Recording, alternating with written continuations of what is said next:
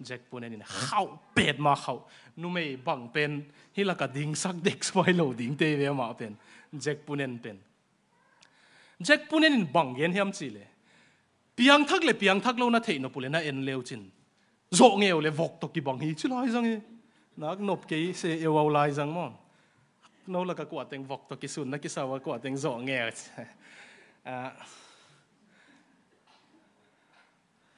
bang gen hiam chi le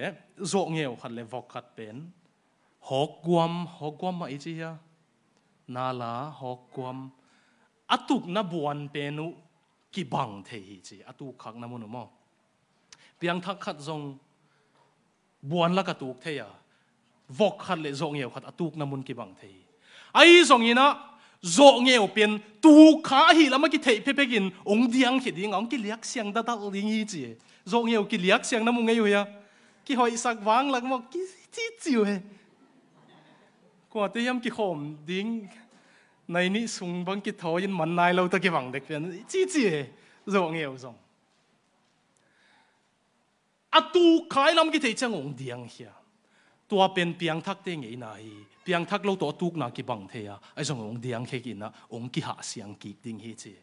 alui be ya athak ong dim mo ai zong ina piang thak lo yang tapi to ki chi khat pen vok to ki bang hi buana tuk ding ina atuk na mun pen nuwa mong sa phothi thia ding nong tual bol phothi thia ding hi chi